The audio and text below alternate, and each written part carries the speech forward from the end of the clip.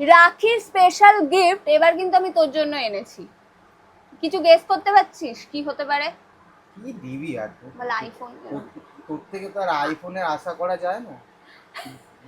Nokia 3310 দেওয়ার মতো তোর ক্ষমতা নেই। কি আর অপমান আশা হচ্ছে, কিন্তু এই গিফটটা দেখার পর আর সেই অপমানটা থাকবে না। তোকে ওরকমই লাগে। টাটা।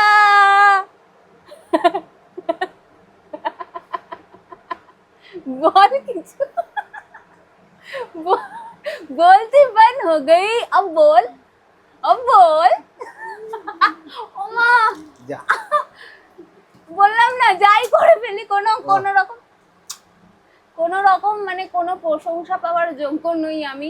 পৃথিবীর কোনো ভাই নেই যারা তাদের দিদিদের প্রশংসা করে, কোনোদিনও বলে তোকে ভালো লাগছে দেখতে, তোর এই জিনিসটা খুব ভালো হয়েছে, তোর রান্নাটা খুব ভালো হয়েছে। খাওয়ার আগে না জেনে বলবে রান্নাটা খুব ভালো হয়েছে, কে করেছে, যেই শুনবে দিদি কি বাজে রান্না, এরকম। তোরা ভাইরাই তো শ্বশুর বাড়ি যাওয়ার আগে ননদের ভূমিকাটা পালন করে দিস।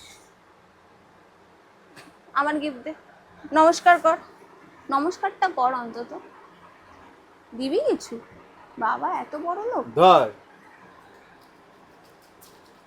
200 টাকা, 200 টাকা দে। ডিজার্ভ তো করে না, তাই কি করবো।